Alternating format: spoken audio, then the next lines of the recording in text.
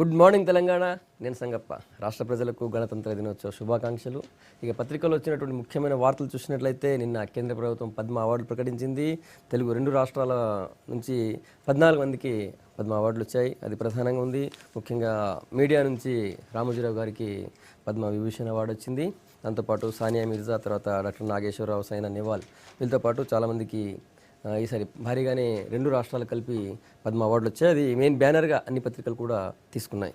ఇక రెండో వార్త చూసినట్టయితే నిన్న గణతంత్ర దినోత్సవం సందర్భంగా నిన్న రాష్ట్రపతి ప్రణబ్ ముఖర్జీ జాతిని ఉద్దేశించి మాట్లాడారు. ముఖ్యంగా పఠాన్కోట్ దాడిని ప్రస్తావిస్తూ తూటాల వర్షంతో శాంతి చర్చలు సాధ్యం కాదని చెప్పి పాకిస్తాన్కి ఒక డైరెక్షన్ ఇచ్చారు. అది ఒక ప్రధానంగా ఉన్నటువంటి మరో వార్త. ఆ తర్వాత ఇక ఇంకో 5 రోజులే ఉంది కాబట్టి గ్రేటర్ హైదరాబాద్ ఎలక్షన్ ఒకసారి ప్రచారాలన్నీ కూడా, క్యాంపెయిన్స్ అన్నీ కూడా ఒక్కసారి పీక్ స్థాయికి చేరుకున్నాయి. ముఖ్యంగా ఇటు కేటీఆర్ గారు, లోకేష్ గారు, తర్వాత ఉత్తమ్ కుమార్ రెడ్డి గారు, వీళ్ళందరూ కూడా ప్రచారంలో బిజీగా ఉన్నారు. గల్లీ తిరుగుతున్నారు. మొత్తం హైదరాబాద్ అభివృద్ధికి సంబంధించి ప్రధానంగా చర్చ జరుగుతుంది. తర్వాత నెక్స్ట్ ఏమి ఇస్తారు, ఉచితంగా ఏమి ఇస్తారన్న దాని మీద ప్రధానంగా వాళ్ళు హామీలు ఇస్తున్నారు అన్ని పార్టీల నాయకులు కూడా. ఇది మరో బ్యానర్గా అన్ని పత్రికలు తీసుకున్నాయి. ఈ అంశాలపై చర్చించేందుకు స్టూడియోలో సిపిఎం నుంచి జూలకంఠ రంగారెడ్డి గారు, తర్వాత టీఆర్ఎస్ నుంచి దేవిప్రసాద్ గారు, టీడీపీ నుంచి కొత్తకోట దయాకర్ రెడ్డి గారు మనతున్నారు. రంగారెడ్డి గారు, జిహెచ్ఎంసీ ప్రచారం చూస్తున్నారు. హైదరాబాద్ అభివృద్ధి 60 ఏళ్లలో మేము చేయడం వల్ల ఈ స్థాయికి వచ్చిందని చెప్పి అంత ఇది కాంగ్రెస్ కానీ టీడీపీ చెప్తున్నాయి. మీరేమి చేయలేదు, 18 నెలల్లోనే మేము వచ్చి మార్చేసామని చెప్పి, ఇక ముందు ఇంకా మారుస్తామని చెప్పి టీఆర్ఎస్ అంటుంది. జనం ఎవరి మాట నమ్మాలి? ఈ మేనిఫెస్టోలు వస్తున్నారు, 3 మేనిఫెస్టోలు ఇచ్చారు. ఇప్పుడు గతంలో ఉన్నటువంటి ప్రభుత్వాలు అత్యధిక కాలం కాంగ్రెస్ పార్టీ కేంద్రంలో కానీ రాష్ట్రంలో కానీ తర్వాత ఈ కార్పొరేషన్లో కానీ వాళ్ళే పాలకవర్గం ఉన్నారు. వాళ్ళు కొన్ని విషయాలని పరిష్కారం చేసినా కూడా ప్రధానమైనటువంటి అంశాలని వాళ్ళు కూడా నిర్లక్ష్యం చేయటం జరిగింది. హైదరాబాదు నగరాన్ని సమగ్రంగా అభివృద్ధి చేసేటువంటి విషయంలో వాళ్ళు ఏమాత్రం కూడా చిత్తశుద్ధితోటి అన్ని ప్రాంతాలను అభివృద్ధి చేసేటువంటి ప్రయత్నం చేయలేదు. కేవలం 100కి ఒక 20-30% మంది నివసిస్తున్నటువంటి సంపన్నులు లేకపోతే పెద్దవాళ్ళు ఉంటున్నటువంటి కొన్ని కాలనీలు, కొన్ని ఏరియాలు మాత్రమే వాళ్ళు డెవలప్ చేశారు. వాళ్ళకి అన్ని సౌకర్యాలు కల్పించడం అనేది జరిగింది. కానీ 100కి 70-80% నివాసం ఉంటున్నటువంటి స్లమ్ ఏరియాస్ కానివ్వండి, పాత బస్తీలో ఉన్నటువంటి కాలనీలు కానివ్వండి, పేదవాళ్ళు నివసిస్తున్నటువంటి కాలనీలలో అభివృద్ధి అనేది ఏమాత్రం కూడా కనిపించడం లేదు. అక్కడ పోయి చూస్తే ఏంటంటే రోడ్లు సరిగా ఉండవు, తర్వాత డ్రైనేజ్ సిస్టమ్ లేదు, వాళ్ళకు త్రాగునీరు దొరకక ఇబ్బంది పడుతూ ఉన్నారు, ఇళ్ల స్థలాలు లేక, ఇండ్లు లేక, ఒక్కొక్క ఇంట్లో అంటే 2 గదుల ఇళ్లల్లో 10-15 మంది కూడా ఉన్నారు. ఈ మధ్యకాలంలో ఈ ఎన్నికల్లోనే మేము కొన్ని ప్రత్యేకంగా పోయి చూసినట్టయితే మరి వాళ్ళు ఎట్లా జీవనం గడుపుతున్నారో అర్థం కానటువంటి పరిస్థితి. హైదరాబాదు అభివృద్ధి అంటే కేవలం హైటెక్ సిటీ, బంజారా హిల్స్, జూబ్లీ హిల్స్ కాదు, మొత్తం హైదరాబాదు నగర పరిధిలో ఉన్నటువంటి అన్ని కాలనీలను కూడా అభివృద్ధి చేసినప్పుడు, పాత బస్తీని అభివృద్ధి చేసినప్పుడే అది హైదరాబాద్ని డెవలప్ చేసినట్టుగా తప్ప ఇంకోటి కాదు. ఏదో కొన్ని ఫ్లైఓవర్స్ వేసి తర్వాత ఏంటంటే మరి వాళ్ళ కొన్ని ప్రత్యేకంగా కొన్ని ఏరియాలలో కొన్ని పార్కులు ఏదో డెవలప్ చేసి తర్వాత మెట్రో రైలు తీసుకొచ్చామని ఇటువంటివన్నీ కూడా కొన్ని ఏదో చెప్తా ఉన్నారు. కొన్ని చేసిన మాట వాస్తవం, కానీ 100కి 80% సమస్యల్ని నిర్లక్ష్యం చేసిన మాట వాస్తవం. శాంతి భద్రతలు కూడా ఏమాత్రం కూడా సరిగా లేవు. ఇప్పటికీ మహిళలు ఒంటరిగా రోడ్ల మీద తిరిగే పరిస్థితి లేదు. వాళ్ళ మెడలో ఉన్నటువంటి గొలుసులు లేకపోతా ఉన్నారు. ఇవాళ రోడ్ల మీద తిరగాలంటే మహిళలు కానీ, 2 వీలర్ మీద పోయేవాళ్ళు కానీ, లేకపోతే నడుచుకుంటూ పోయేవాళ్ళు కానీ ముక్కుకు మూతికి గుడ్డ కట్టుకోకుండా పోయే పరిస్థితి లేకుండా పోతూ ఉంది. కాబట్టి గత పాలకులు నిర్లక్ష్యం చేశారు. ఇప్పుడు ఈ 18 మాసాల కాలంలో మేము గతంలో చేయనటువంటి పనులన్నీ చేసినామని అంటున్నారు. ఈ 18 మాసాల కాలంలో గత పాలకుల కంటే ఎక్కువ అబద్ధాలు చెప్తా ఉన్నారు. తర్వాత ఏంటంటే ఎక్కువ అబద్ధాలు చెప్పడంలో మాత్రం వీళ్ళు ముందున్నారు. తర్వాత ఏంటంటే ఎక్కువ మందిని ఇతర పార్టీలకు సంబంధించినటువంటి వాళ్ళని కొనుగోలు చేసే విషయంలో కానీ, లేకపోతే పార్టీలో చేర్చుకునేటువంటి విషయంలో కానీ, లేకపోతే ఇటువంటి మాటలు చెప్పడంలో మాత్రం గత పాలకుల కంటే వీళ్ళు ముందున్నారు తప్ప ఏమీ హైదరాబాద్లో వీళ్ళు ప్రత్యేకంగా చేసినటువంటిది ఏమీ కనిపించడం లేదు. Right right. దేవిప్రసాద్ గారు నిన్న లోకేష్ గారు కూడా హైదరాబాద్ అభివృద్ధి ఇంతకుముందు మీరు వచ్చి 18 నెలల్లో మీరు చేశారా, అంతకుముందు నువ్వు చేశారా, మేమే చేసినాం కదా అని చెప్పారు ఆయన. 100 సీట్ రాకపోతే మీరు రాజీనామా చేయడానికి రెడీగా ఉన్నారు, ఆ విషయంలో మీరు వెనకడుగు వేశారంటారు.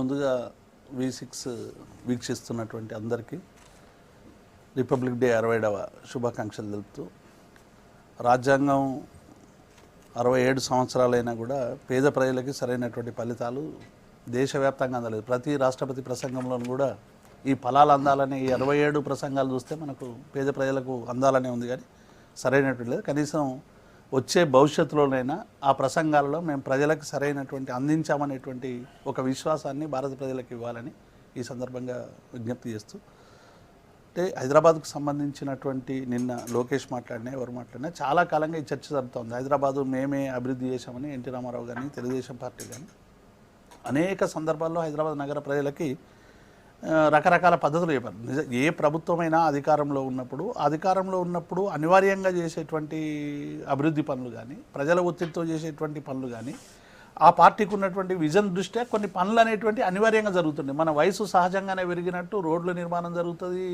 గల్లీలలో కొన్ని సౌకర్యాలు చేస్తారు, కానీ ఒక సమగ్రమైనటువంటి ప్రణాళికతో హైదరాబాద్ నగరాన్ని అభివృద్ధి చేయలేదని ఇంతకుముందు రంగారెడ్డి గారు అంటే, నిజంగానే ఈ 6 దశాబ్దాల కాలంలో హైదరాబాద్ నగరంలో ఒక సమగ్రమైనటువంటి ప్రణాళికతో హైదరాబాద్ నగరాన్ని అభివృద్ధి చేయలేదు. అంటే కేవలం ఒక 20% 30% ఉన్నటువంటి సంపన్నులు ఉండేటువంటి ప్రాంతాలని మాత్రమే టార్గెట్ చేసుకుని అభివృద్ధి జరిగింది తప్ప, చుట్టుపక్కల అంటే ఈ హైదరాబాద్ నగరానికి వలసలుగా వస్తున్నటువంటి మిగతా ప్రాంతాల ప్రజలు కానీ, తెలంగాణ ప్రాంతానికి సంబంధించినటువంటి ప్రజలు కానీ అనేక మురికివాడల్ని సరైనటువంటి దిశలో చేయలేదు.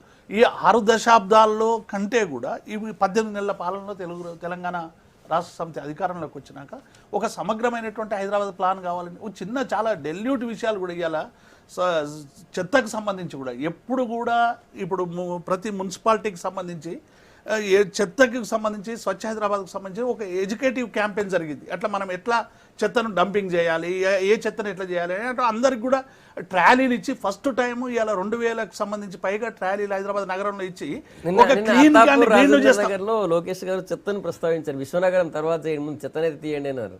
ఆయన వేసిన చెత్తను తీయడానికి కదా ప్రయత్నం చేస్తుంది. 6 దశాబ్దాలుగా వేసినటువంటి చెత్త లోకేష్ కానీ ఇంకొకరు వేసినా ఎవరు వేసినా ఆ చెత్తను తీయడానికి మేము చేస్తూ ఉన్నాం ప్రయత్నం. అదే చాలా చాలా బాగా చెప్పాడు లోకేష్. ఆ చెత్తని అదే పని చేస్తూ ఉన్నాం. ఒక లోకేష్ మాట్లాడినా ఎవరు అంటే ఇక్కడ వ్యక్తిగతమైనటువంటి విమర్శలు కాదు, కానీ హైదరాబాద్ నగరాన్ని అభివృద్ధి చేశామనేటువంటి అభూత కల్పనలు, అభివృద్ధి జరిగిందనేటువంటి మాట అందరికీ తెలుసు. హైదరాబాద్ నగరంలో ఏ అభివృద్ధి జరిగింది, సహజంగా జరిగేటువంటి అభివృద్ధి, ఇది మెట్రో సిటీ, తప్పకుండా జరిగేటువంటి అభివృద్ధి జరుగుతుంది. కాబట్టి దీన్ని ఇలా కొత్తగా మేము చేశామని చెప్పి మళ్ళీ చెప్పుకొని ఓట్లు అడగడం అనేటువంటిది ఇది నిజంగా మరి లోకేష్ ఎందుకు అట్లా మాట్లాడుతున్నాడో తెలియదు. ఇప్పటికే చేతులెత్తేసిన పరిస్థితి కనబడతా ఉన్నది. మేము ఇక్కడికి వచ్చినాక హైదరాబాద్ నగరంలో జీవిస్తున్నాం. ముఖ్యంగా ఇవాళ ఆటోలకు సంబంధించి, ఆటో వర్కర్లకు సంబంధించి అంటే చిన్న విషయాలు చెప్తా ఉన్నాం. ఎప్పుడు కూడా పాలకులు పట్టించుకున్నటువంటి అంశాలు, అసలు వాటి వైపు దృష్టి పెట్టినటువంటి అంశాలు. ఇలా ఆటో కార్మికులు దాదాపుగా 1,50,000 వివిధ ప్రాంతాల నుంచి ఆటోలు నడుపుకుంటారు. ఎన్నడూ ఆటోలకు ట్యాక్స్ మినహాయింపు కావాలని అనేక నినాదాలు తప్ప ఎన్నడూ కూడా ఆచరణలోకి తీసుకురాలేదు. 1,50,000 కుటుంబాలను ఆదుకున్నటువంటి ప్రభుత్వం టీఆర్ఎస్ ప్రభుత్వం. ఇలా ట్యాక్స్కు సంబంధించి కానీ, వాటర్కు సంబంధించినటువంటి ట్యాక్స్ కానీ, ఆఖరికి నాయి బ్రాహ్మణులకు సంబంధించినటువంటి సెలూన్లలో కూడా మీరు కార్పొరేట్ సెలూన్లకు వేసినట్టు వేస్తే ఆ టారిఫ్ను కూడా తగ్గించినటువంటి, ఇట్లా పేద ప్రజల కోసం అనేక అంశాలను చేస్తూ ఉన్నాం. అలాగే డబుల్ బెడ్రూమ్లకు సంబంధించి కూడా ఇలా 1,00,000 డబుల్ బెడ్రూమ్లు ఇస్తామని మేము మేనిఫెస్టోలో పెట్టాం. ఇప్పటికే 10,000కు సంబంధించినటువంటి టెండర్ల ప్రక్రియ ప్రారంభించాం. డెఫినెట్గా ఈ 5 సంవత్సరాల కాలంలో హైదరాబాద్ నగరంలో 1,00,000 డబుల్ బెడ్రూమ్ నిర్మాణానికి పోతున్నాం. రైట్. చర్చలో కాంగ్రెస్ నుంచి సీనియర్ నేత, తర్వాత PCC SCCL chairman Arepalli Mohan గారు వచ్చారు. నిన్ననే ఏఐసిసి ప్రకటించింది పిసిసి ఎస్సీసీఎల్ చైర్మన్గా. తర్వాత దయాకర్ రెడ్డి గారు, మీరు వేసిన చెత్తను తీయడానికే కదా ఇప్పుడు మేము ప్రయత్నం చేస్తుంది అంటున్నారు. ఎవరు వేసిన చెత్త తీయాల్సి వస్తుందో దేవిప్రసాద్ అన్నకు కూడా బాగా తెలుసు. ఇప్పుడు దేవిప్రసాద్ గారు కూర్చున్నప్పుడు నాకేం జ్ఞాపకం వస్తుందంటే చందమామ బాలమిత్రులు బేతాళ కథలు ఉంటాయి. నిజం చెప్పి తెలిసి కూడా నువ్వు చెప్పకపోయావు, నీ తల 1000 వక్కలు అవుతుంది అన్న చిన్నప్పుడు నుంచి చదువుకున్నాం. అన్న విషయం వచ్చేసరికి చెప్పలేము, తెలిసి కూడా ఇది తప్ప. ఇప్పుడు నేను బేతాళ కథలు ఆటో వాళ్ళకు మినాయించింది తప్ప. ఇప్పుడు అర్థం చేసుకుంటలేదు దేవిప్రసాద్ అన్న, మీరు తప్పు మాట్లాడారని మేము అంటలేము, తెలిసిన నిజాలు కూడా చెప్పకపోయే పరిస్థితి మనకు ఏర్పడుతూ ఉంది. నేను మాట్లాడుతూ ఉన్నాం. ఇప్పుడు జిహెచ్ఎంసీ ఎన్నికలు సరే జరుగుతూ ఉన్నాయి, ప్రజలు నిర్ణయం తీసుకుంటారు. అప్పుడే చేతులు ఎత్తేసినాం కాళ్ళు ఎత్తేసినాం అంటే ఎవరికి వణుకు పుట్టిస్తుందో ఇలా ఒకసారి చూసుకోవాలా. రాజకీయ పార్టీలకు ఏ పార్టీకి కూడా అభ్యర్థులే దొరకరన్నటువంటి పరిస్థితిలో ఇలా ఆయా పార్టీల్లో కూడా ఇంకా ఉత్సాహంతో రెబల్స్గా కూడా దిగినటువంటి పరిస్థితి మనం చూస్తూ ఉన్నాం. కాబట్టి అన్ని ఇంక్లూడింగ్ టీఆర్ఎస్ కూడా అటువంటిప్పుడు పార్టీలు అభ్యర్థులే దొరకరు అనేది హోర్డింగ్లు పెట్టి తమ గవర్నమెంట్ డబ్బులు పెట్టి హోర్డింగ్లు పెట్టి జేఎంసీ మీద అధికారం చెలాయించే అధికారం ఉంది కదా అని వాళ్ళ బ్యానర్లు తీయకుండా వాళ్ళ జెండాలు తీయకుండా తమ జెండాలు మాత్రమే మేము చూసాం. నేను మొన్న లోకేష్ రోడ్ షోలో జెండాలు పెడితే పోలీసు వాళ్ళు చేయించారు. నిన్న అదే కేటీఆర్ రోడ్ షోలో వాళ్ళ దగ్గరుండి పెట్టిస్తున్నారు, వాళ్ళ దగ్గరుండి పెట్టిస్తున్నారు జిహెచ్ఎంసీ అండ్ పోలీస్ అధికారులు. దానివల్ల అట్లా ఒక హైప్ క్రియేట్ చేయాలనే ప్రయత్నం చేస్తూ ఉన్నారు. రాజకీయాల్లో హైప్కు పడిపోయేటువంటి వాళ్ళు ఉంటే ఉండొచ్చు, కానీ సిటీలో ఆ రకంగా జరుగుతుందని మేము అనుకోవడం లేదు. ఇలా హైదరాబాద్ గురించి ఎవరు దేవిప్రసాద్ గారు మాట్లాడినా, రంగన్న మాట్లాడినా, నేను మాట్లాడినా, ఎవరు మాట్లాడినా మనకు ఉమ్మడి రాష్ట్రంగా ఉన్నప్పుడు హైదరాబాద్ విషయంలో ఓటు బ్యాంక్ కోసం రాజకీయాలు చేసినటువంటి అవసరం ఆ రోజు ఉన్నటువంటి రాజకీయ పార్టీలకు ఉండింది. హైదరాబాద్కు వచ్చేసరికి ఆ రకంగా చేస్తూ వచ్చారు. ఎన్టీ రామారావు గారు ఎప్పుడైతే వచ్చారో ఓటు బ్యాంక్ రాజకీయాలను పక్కన పెట్టి ధైర్యంతో రోడ్ల వైండింగ్ కానీ డెవలప్మెంట్కి ఒక బాట వేసినారు. ఆ రోజు ఈ రోజు ఉన్నటువంటి గండిపేట, హిమాయ్ సాగర్ ఇవన్నీ సరిపోవని మంజూరాన్ని అటాచ్ చేయడంతో పాటు కృష్ణానది నీళ్ళు తెస్తే తప్ప ఫ్యూచర్లో ఇబ్బంది కలగకుండా ఉంటుంది హెడ్ క్వార్టర్ అనేటువంటి ఉద్దేశంతో ఆ రోజు కృష్ణానది జలాలను కూడా తీసుకొచ్చారు. First phase, second, third phase. ఆ తర్వాత వచ్చినటువంటి చంద్రబాబు నాయుడు గారు సెకండ్ ఫేజ్కు ముందుకు తీసుకెళ్తే థర్డ్ ఫేజ్కు సెకండ్ ఫేజ్ కంప్లీషన్ కాంగ్రెస్ ప్రభుత్వం తీసుకుంటూ వచ్చింది. ఇలా మళ్ళీ గోదావరి జలాల ప్లానింగ్ కూడా చంద్రబాబు నాయుడు చేసిందే. ఆ తర్వాత వచ్చిన ప్రభుత్వం కంటిన్యూషన్ చేస్తూ వస్తుంది, ఇంకా వైడనింగ్ చేయొచ్చు పెరుగుతున్న జనాభాకి అవసరంగా.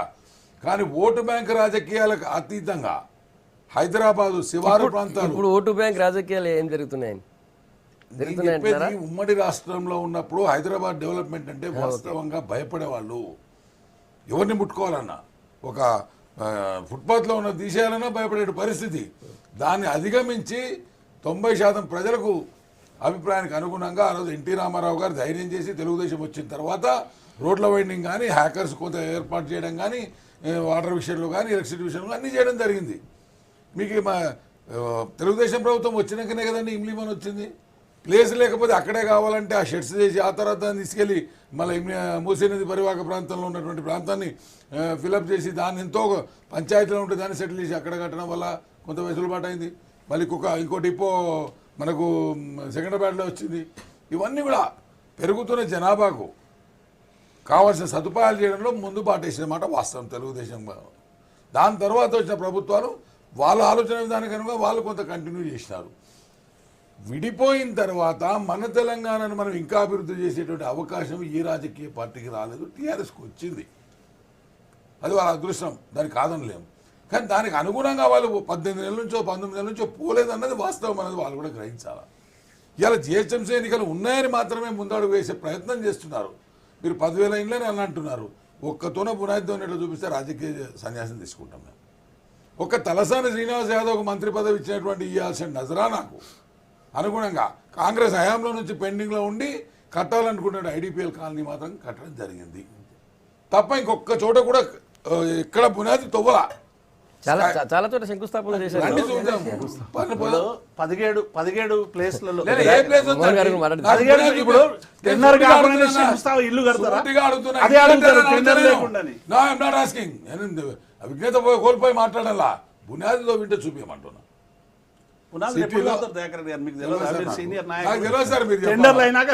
మీరు చెప్పాలా నిర్మాణం జరిగేది అంటే ఎప్పుడైతే టెండర్లు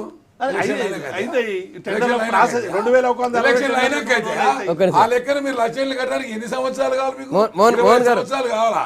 కాబట్టి ఇప్పుడు జిహెచ్ఎంసీలో ఉన్నటువంటి ప్రతి ఒక్కరికి తెలుసు ఆనాటి ఈనాడికి డెవలప్మెంట్ అంటూ స్టార్ట్ చేయడం కానీ ఒక విధానం కానీ రూపకల్పన చేసి ఓటు బ్యాంకు అనుగుణంగా కాకుండా ధైర్యంగా చార్మినార్ దగ్గర కూడా రోడ్ వైండింగ్ చేసేటువంటి ధైర్య సాహసాలతో ఆ రోజు చేసినటువంటి ఘనత చంద్రబాబు నాయుడు గారిది, ఎన్టీ రామారావు గారిది, చంద్రబాబు నాయుడు గారిది. దా ఒరవడిలో ఇంకా కొంత ముందుకు పోయింది కాంగ్రెస్ ప్రభుత్వం కూడా. ఇలా టీఆర్ఎస్ ప్రభుత్వం కూడా ఇంకా ముందుకు పోతామంటే పోనీ వద్దంటలే. మేము మారుతున్న పరిస్థితికి అనుగుణంగా ఇంకా వైడన్ చేయాల్సిన అవసరం ఉంది. కరెంటు మేము ఎట్లిస్తున్నాము చూడండి. ప్రతి ప్రభుత్వం ఇచ్చింది హైదరాబాద్లో కరెంటు 9 గంటలు. మరి పూర్తి ఇబ్బందులు ఎప్పుడప్పుడో తప్ప ఇవ్వలేదు, ఏం లేదు. ఇవాళ గ్రామాల్లో బోర్లు ఎండిపోయి సుఖ నీరు వాడుకునే పరిస్థితి లేదు. కరెంట్ ఎందుకు ఉండదండి? హ్యాపీగా ఉంటుంది ఇక. అంటే ఒక్కొక్కరు సుధాకర్ గారు మళ్ళీ వాళ్ళు ఇస్తారు. మోహన్ గారు నిన్న కాంగ్రెస్ పార్టీ మేయర్ అభ్యర్థిని ప్రకటించింది. అంటే కాంగ్రెస్ పార్టీ నిన్న మేయర్ అభ్యర్థిని ప్రకటించింది. ఏంటి టీఆర్ఎస్ లో ఇంటర్నల్ అధికార పార్టీలో ఇంటర్నల్ ప్రెజర్ బిల్డప్ చేయించాలని చెప్పి అనుకున్నారా? మీ ఊహం ఏంది? ఈరోజు తెలంగాణ మరియు భారతదేశ ప్రజలందరికీ గణతంత్ర దినోత్సవ సందర్భంగా శుభాకాంక్షలు. ముఖ్యంగా V6 ప్రేక్షకులకు కూడా మరి గణతంత్ర దినోత్సవ శుభాకాంక్షలు తెలియజేస్తూ, రాష్ట్ర ప్రగతి అనేది ఆయా పార్టీలు అధికారంలో ఉన్నప్పుడు చేయవలసిన మౌలిక వసతులు చేస్తూనే ఉంటాయనేది ఒక వాస్తవం. పెద్దలు దేవిప్రసాద్ గారు ఒక మంచి మాట చెప్పారు. ఏమన్నాడంటే, సమగ్ర ప్రణాళిక ఏ పార్టీకి లేకుండే ఇప్పుడు టీఆర్ఎస్ దగ్గర సమగ్ర ప్రణాళిక ఉన్నదన్నారు. ఆ సమగ్ర ప్రణాళిక ఏమిటి, ఏ అంశం పట్ల ఉంది అనేది ఇప్పటి వరకు తెలియదు. నాకు అర్థమైంది, రోడ్లు చూస్తే సమగ్ర ప్రణాళిక వినండి. ఇప్పుడు పోదాం అన్న, ఇప్పుడే మనతో పోదామంటే ఈ ఫ్లైఓవర్ కాడికి అన్న, ప్రతి ఫ్లైఓవర్ కు ఒక ఫ్లెక్సీ ఉన్నమాట వాస్తవము. ఇది సమగ్ర ప్రణాళికలో భాగమే.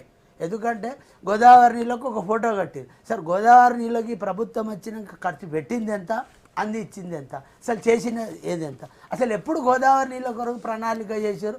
పెద్దలు దయాకర్ రెడ్డి చెప్పినప్పుడు, చంద్రబాబు నాయుడు గారు ఉన్నప్పుడు ఆలోచన చేస్తే కాంగ్రెస్ ప్రభుత్వం ఫౌండేషన్ వేసి మొత్తం నీళ్ళు గోదావరి నీళ్ళు ఇలా హైదరాబాద్కి రావడానికి ఆనాడు కృష్ణాలో కొంత భాగం, ఈరోజు గోదావరి. మరి ఏం కట్టారు ఫ్లెక్సీలు?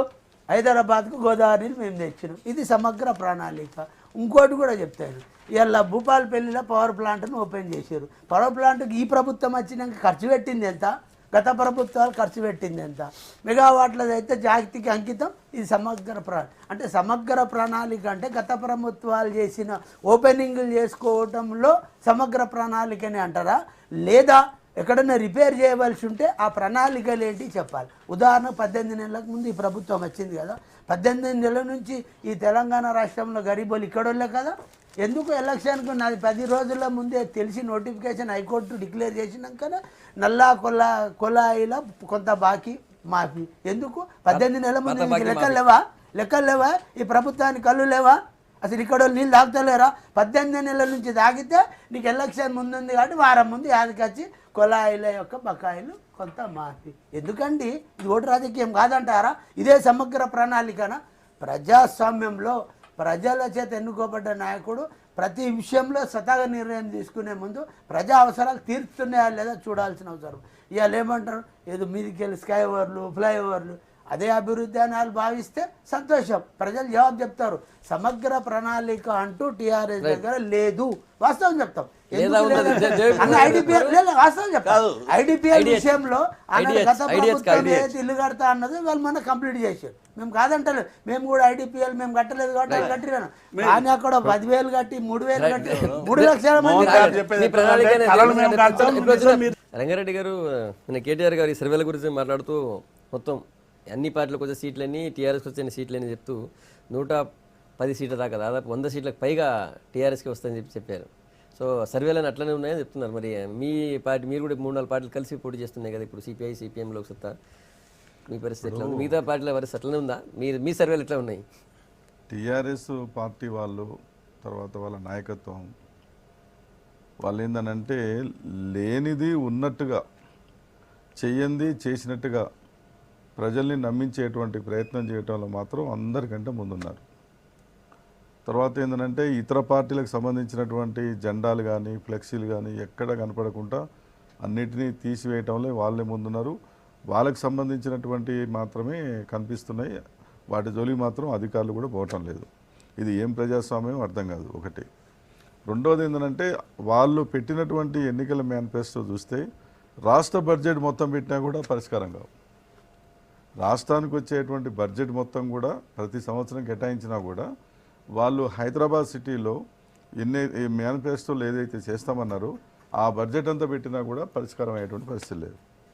కాబట్టి సర్వే అనేటువంటిది వాళ్ళ సర్వే వాళ్ళు చేయించుకున్నట్టుగా, తర్వాత ఏంటంటే వాళ్ళకు అనుకూలంగా సర్వేలు చేయించుకొని మొత్తం 100కు పైన వస్తాయని చెప్పేసి ఆ రకంగా చెప్పడం అనేది జరుగుతుంది.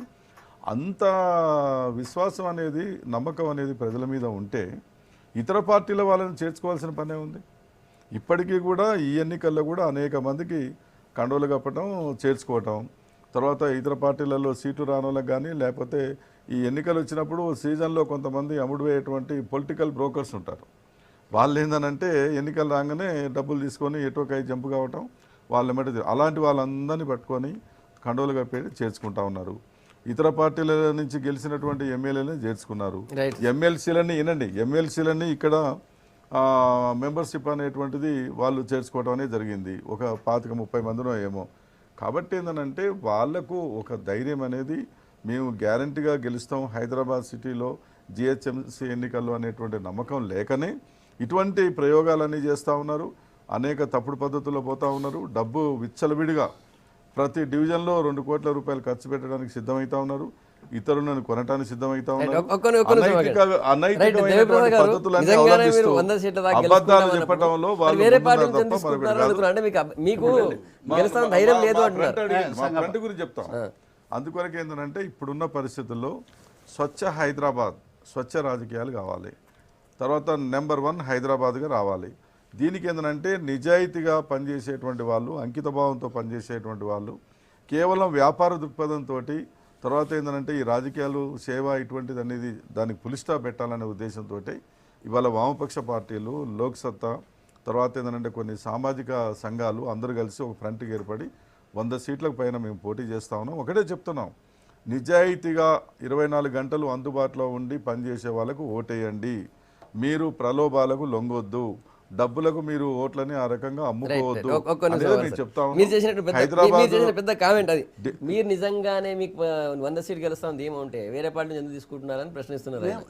ఇప్పుడు ఉన్నటువంటి పరిస్థితుల్లో తెలంగాణ నామినేషన్ తర్వాత టీడీపీ నుంచి కృష్ణ యాదవ్ పార్టీ మీద, నాయకత్వం మీద విశ్వాసం కలిగినప్పుడు అనేక పార్టీలకు సంబంధించినటువంటి వాళ్ళు ఆ పార్టీలో నుంచి వస్తా ఉన్నారు. ఆ పార్టీలు ఎందుకు పోతున్నాయని ఆ పార్టీలు వస్తున్నారు. పార్టీలు తీసుకోవడం. ఇప్పుడు నామినేషన్లు అయిపోయినాక వచ్చిన వాళ్ళు ఏం ఆశించి వస్తారు?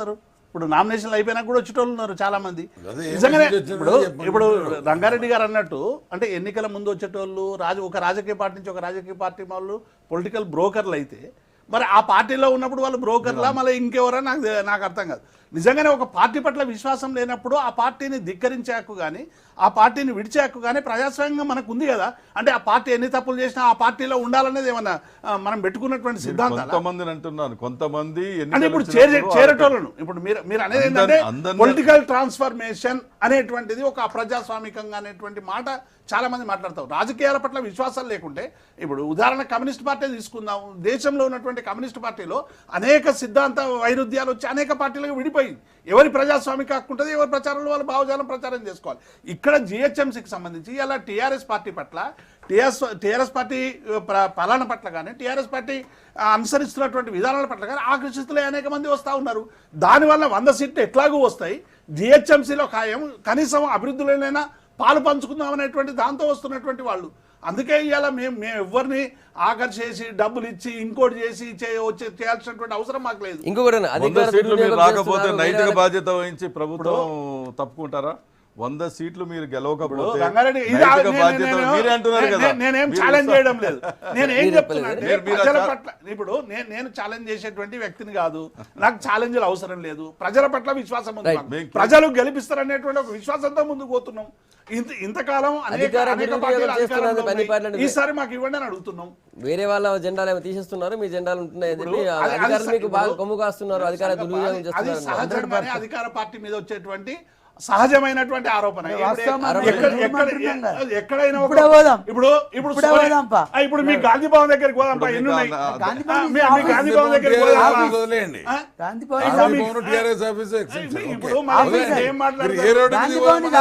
ఇప్పుడు ఒకటి సంగప్ప గారు, ఎలక్షన్ కమిషన్ కు సంబంధించినటువంటి అనుమతి తీసుకున్నటువంటి బోర్డింగ్లు ఉంటాయి. లేని తొలగిస్తున్నామని రోజు జనార్దన్ రెడ్డి ప్రకటిస్తా ఉన్నాడు. మీరు కంప్లైంట్ చేయండి, మీరు ఎన్నికల కమిషన్ దగ్గరికి ఎవరు వద్దన్నారు? మేము అడుగుతా ఉన్నాం సూటి ప్రశ్న. పిల్లర్లకి మీరు ఎవరు పేరు పెట్టుకోనో తెలియదు. మీరు ఏం తెలియదు అన్న. కేసీఆర్ నుంచి అన్ని నేర్చుకుంటున్నాం. అసలు కేసీఆర్ ఎక్కడ ఒక్క నాయకుడు ఫోటోలు చూపి కాంగ్రెస్ లో ఎవరు కనబడితే మళ్ళీ ఇబ్బందులు వస్తాయి. ఒకే నాయకుడు ఒక్కటే పెట్టుకోరు, ఇద్దరు పెట్టుకొని మేము అద్దంటలేము. మీకు ఒక మాట మీరు అన్నందుకు చెప్తున్నా. అందరు కేసీఆర్ను చూసి నేర్చుకుంటారు అంటారు, సంతోషం. అసలు కేసీఆర్ ఎక్కడ నేర్చుకుంటారు మీకు తెలుసా? కాంగ్రెస్ లో సరే, ఓకే, నేర్చుకున్నారు, అది ఓకే. కాంగ్రెస్ లోకి వచ్చింది. మీకు ఆ విషయం తెలియదు. కేసీఆర్ నుంచి తర్వాత మొదలు కాంగ్రెస్, తర్వాత టీడీపీ. మేము నేర్చుకున్నారని మీరు నేర్చుకున్నారని మేము అంటలేము, మీరు కాంగ్రెస్ మీరు ఎత్తలేదంటే అంటున్నారు. దయాకర్ రెడ్డి గారు, అంటే మీరు మధ్యలో ఇప్పుడు మీకు మేము అంత అధికార నమ్మకం దుర్వినియోగం ఉన్నప్పుడు చేయట్లేదు. ఎలక్షన్ కమిషన్ లో పర్మిషన్ తీసుకున్న ప్లేస్ లో పెట్టుకుంటాం. అవును, కేటీఆర్ గారు ఎక్కడ పర్మిషన్స్ అనే దానికి ఇక్కడ తావులేదు. ఏమైందంటే జిహెచ్ఎంసీ ఎన్నికలు ఎప్పుడు జరపాలి కార్యక్రమం జరుగుతున్నప్పుడు ఒక ముఖ్యమంత్రి ఎప్పుడూ కూడా హోర్డింగ్ల మీద పార్టీ గుర్తు పెట్టుకోలేదు. ముఖ్యమంత్రిగా ఆ గౌరవం రాష్ట్ర ప్రజలు ఏ ప్రభుత్వం ఇవ్వాల్సిందే. తన ఫోటో ప్రభుత్వ పరంగా ఉన్నటువంటి అంశం ప్రభుత్వ గుర్తులు పెట్టుకుంటారు. కానీ మొట్టమొదటిసారిగా హోర్డింగ్ల మీద ప్రభుత్వ డెవలప్మెంట్ ప్రభుత్వ పరంగా చూపిస్తూ ప్రభుత్వ హోర్డింగ్లని బుక్ చేసుకొని కారు గుర్తులు పెట్టినట్టు ఒకటి ఫస్ట్ టైం జరిగింది. ఆ తర్వాత ఎలక్షన్ నోటిఫికేషన్ అడిగితే లేదు వాళ్ళు పర్మిషన్ తీసుకున్నారు. అంతకుముందేమో స్పష్టంగా ప్రభుత్వ పరంగా అని చెప్పినారు. అధికారం చేతిలో ఉంది కదా అని ఇంత దుర్వినియోగం చేయడం ప్రజాస్వామ్యంలో కరెక్టా కదా? దాని దేవిప్రసాద్ లాంటి వాళ్ళు కూడా ఆలోచన విధానం మార్చుకుంటే దానికి ఎవరేం చేయలేరు. ఇక జిహెచ్ఎంసీ ఎన్నికల్లో గెలుస్తామన్నారు. గెలుస్తామనేటువంటి హైప్ సృష్టించి ప్రజల మీద ఒక మెస్ప్రైజం చేసే ప్రయత్నం, స్టార్టింగ్ నుంచి ఓడిపోతామని తెలుసు కాబట్టి తమని తాము రక్షించుకోవడానికి గెలుస్తామని సర్వే అంటూ ఒకటి వదిలేరు. రెండవది 43 మంది ఎమ్మెల్సీలను ఇక్కడ అడాప్ట్ చేసుకున్న తర్వాత ఇక మిగిలిన సీట్లు ఎంత 40 వస్తే గెలుస్తాం, మాకు మజ్లిస్ ఎట్లాగో సపోర్ట్ చేస్తుంది కాబట్టి 10-20 వచ్చేసరికి మేము గెలుస్తాం, మీకు లాభమేంది అనేది వదులుతూ ముందుకు వెళ్ళిపోయినారు. ఇవాళ కూడా మీ అన్న ఛాలెంజ్ తీసుకోకుండా ఒక రిక్వెస్ట్ చేస్తున్నా, మీ ప్రభుత్వాన్ని కోరండి. ఇవాళకి మీరు 100 సీట్లతో గెలిచే ధైర్యం ఉండి దమ్ముండి ప్రజాభిమానం ఉంటే ఆ 43 మంది ఎక్స్ అఫీషియల్ సభ్యుని విత్డ్రా చేయండి. ఈ ఛాలెంజ్ని స్వీకరించమని మీ అధినేతకు చెప్పండి. స్వీకరించండి. ఇప్పటికైనా 43 మందో 42 మందో ఎవరైతే ఎమ్మెల్యేలు అడాప్ట్ చేసుకున్నారో మీరన్న 100 సీట్లు వస్తే స్పష్టంగా మీకు మెజారిటీ వచ్చినట్లే కదా, హ్యాపీగా చేసుకోవచ్చు కదా. ఇమ్మీడియట్గా ఎక్స్ అఫీషియల్ సభ్యులను విత్డ్రా చేసుకోండి. ప్రజల మీద కానీ కార్పొరేట్ ఏం లాభం అయినా మీకు 43 ఓట్లు ఆల్రెడీ మా జేబులో ఉన్నాయి రూపాయలు, నీ జేబులో రూపాయలు లేదు. 43కు ఇంకొక 67 కలిపితే అయిపోతుంది, 57 కలిపితే 100 అవుతాయి. నీ దగ్గర ఎప్పుడు కావాలంతా కాదు కదా అనేటువంటి దాన్ని ప్రయోగించి ప్రయత్నం చేస్తూ ఉన్నారు.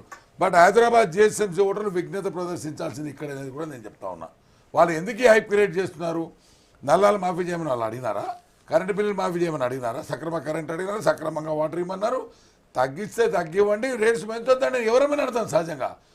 మొత్తం ఇప్పుడు తగ్గించున్నామంటే రేపు 5 ఏళ్ళు ఉండబోయేటువంటి పాలకవర్గం తీసుకునే నిర్ణయం ఏముంటుందో అప్పుడు చూద్దురు. కానీ అప్పుడు ఏ హైప్ ఉంటుంది ఏముంటుంది అనేది.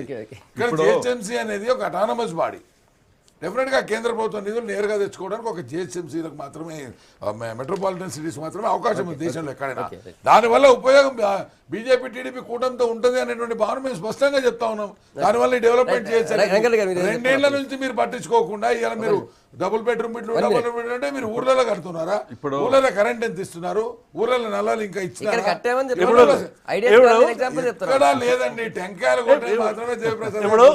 300 అందరు చూస్తే కంప్లీట్ చేసినాం. మిగతా టెండర్ ప్రాసెస్ లో భవిష్యత్తులో 1,00,000 ఈ మేనిఫెస్టోలో పెట్టినాం. 1,00,000 మేము కట్టి తీరుతాం. అవసరం అయితే ఇంకెక్కువ తీసుకొస్తాం. ఇప్పుడు ఉన్న బడ్జెట్ ఎట్లా కడతారంటే ఎట్లా కడతాం. రాష్ట్రం డివైడ్ అయిన తర్వాత స్వతంత్ర నిర్ణయాలు ఈ రాష్ట్రానికి ఈ ప్రాంతానికి తీసుకునే అవకాశం టీఆర్ఎస్కి వచ్చింది. దాన్ని అడ్డం పెట్టుకొని ఆ రకంగా నిర్ణయాలు తీసుకొని ప్రజలను మెప్పించేది కాకుండా అధికారం చెలాయించి ఇంకో పార్టీ నుండి తీసుకోవడము, ఇంకో ఓటింగ్ల ద్వారాను చేసుకుంటూ మీరు హైదరాబాద్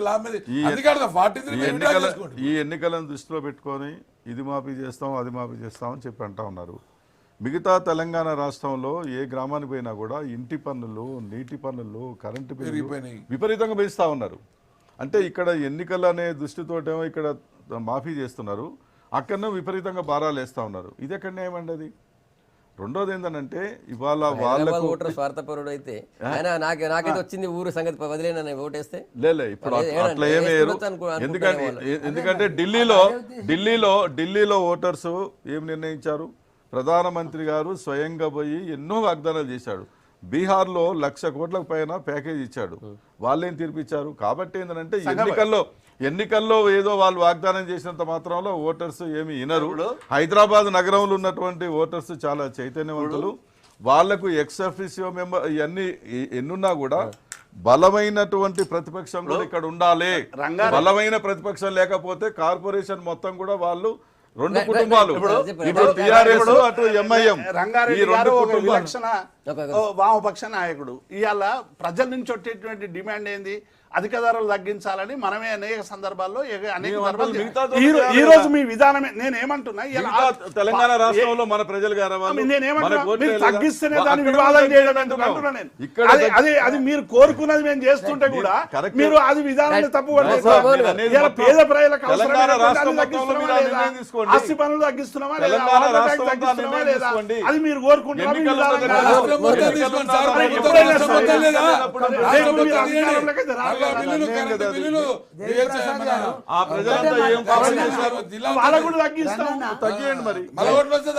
రంగన్న దేవిప్రసాద్ గారికి మేము ఇప్పుడు మన దయాకర్ అన్న అన్నట్టు మీరు ముఖ్యమంత్రి గారితో మాట్లాడండి అధినాయకత్వంతో. ఏమి ఇదివరకు 100 అన్నారు సంఖ్య, సంతోషం. ఇలా 106కి వచ్చింది. 150 మీరే అరే వాస్తవమే కావచ్చు. మీరే ప్రచారం చేస్తున్నారు 100 కంటే పోతున్నాయి 100 కంటే పోతున్నాయి అంటే మేము నిజంగానే మేము అన్నది తప్పేమో ఇంకో 110 వస్తాయని మేము అనుకుంటాం. ఓకే అన్న, ఇప్పుడు మేము కాదంటే మిమ్మల్ని అన్న 100 నుంచి 150 మీరే గెలుస్తారు. మీకు ఆ విశ్వాసం ఉంది, ప్రజలు మేనుకున్నారు, సంతోషం. కానీ మీకెందుకు 2 సంఖ్యలు చెప్తారు?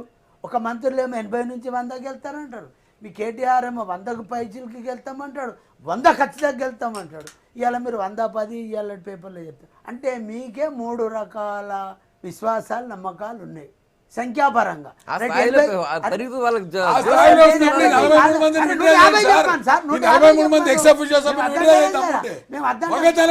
ప్రజాస్వామ్యాలకు పట్టున్నది కాబట్టి 150 గెలుతామని చెప్పమను. మేము అద్దంటలేం. 150కి 150 టీఆర్ఎస్ గెలుతుంది, మిగతా పార్టీలు ఇక్కడికి విశ్వాసం లేకనే డైరెక్ట్ ఎలక్షన్ మార్చి ఈ కార్పొరేట్ ఎన్నికల విధానం తెచ్చింది ఎవరు?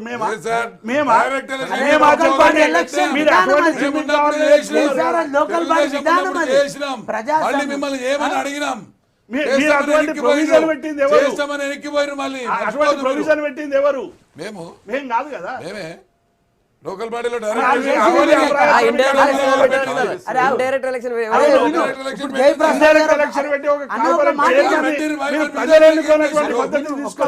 వాళ్ళు తప్పు చేసారు. అది చెప్పాను. డెఫినెట్ గా తర్వాత మేము ఆలోచిస్తాం. డెఫినెట్ గా ఇప్పుడు ఎన్నికలు కావు కదా, ఇప్పుడు జరుగుతున్న ఎన్నికలు ముఖ్యమంత్రి మాట్లాడు వచ్చే 5 ఏళ్ల తర్వాత చెప్తాడు. ఒక్కటే ఈరోజు చర్చలో భాగంగా వాళ్ళకి సంఖ్య 100 గెలుతుందా 110 గెలుతారా, వాళ్ళ ఛాలెంజ్ల మీద వాళ్ళు ఉంటారా, అలా ప్రభుత్వం నిర్ణయం. కానీ గ్రేటర్ హైదరాబాద్ అనేది ఒక అటానమస్ బాడీ మీద ప్రభుత్వం పరోక్షంగా ఒక విధి విధానాలను ప్రకటించడంతో పాటు వాళ్ళకి వచ్చే ఆదాయాన్ని కూడా రాష్ట్ర ప్రభుత్వం ఇలా ఖర్చు నిర్ణయిస్తూ ఉంది. ఇది చేస్తాం అది చేస్తాం, మన ఖజానా నుంచి చేస్తారా అనేది కూడా ఇప్పటివరకు ముఖ్యమంత్రి గారు ప్రకటన చేయలే. ఈ ప్రభుత్వం చేస్తుంది, ఈ ఖజానా నుంచి పెడతామని చెప్తలేరు. ఈ డెవలప్మెంట్ చేస్తారు. ఇప్పుడు మనకు వచ్చేది జిహెచ్ఎంసీ ఆదాయం వచ్చేది 5,000 కోట్లు సంవత్సరానికి. 5,000 నుంచి చిల్లర మిగతా పోయినా మనం డెవలప్మెంట్ కు స్కోప్ ఉన్నది 5,000 కోట్లు. ఈ 5,000 కోట్ల జీతాలు పోతాయి, 2-3 వేల కోట్ల జీతాలు పోయినాక 5,000 కోట్ల రూపాయలు మనకు అభివృద్ధి చేయడానికి స్కోప్ ఉంది. ఈ ఒకవేళ ఈ 5,000 కోట్లతోనే మొత్తం హైదరాబాద్ నగరం అభివృద్ధి చేయలేము. డెఫినెట్ గా రాష్ట్ర ప్రభుత్వం కేంద్ర ప్రభుత్వం నుంచి అవసరమైనటువంటి నిధులు తీసుకొచ్చి నగరాన్ని అభివృద్ధి చేయాలి. మొత్తం జిహెచ్ఎంసీ నుంచి చేస్తే మనం ఏమి చేయలేము.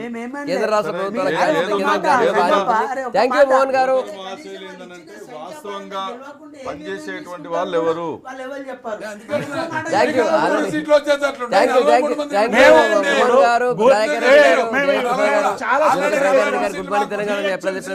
గుడ్ మార్నింగ్, మళ్ళీ కలుద్దాం.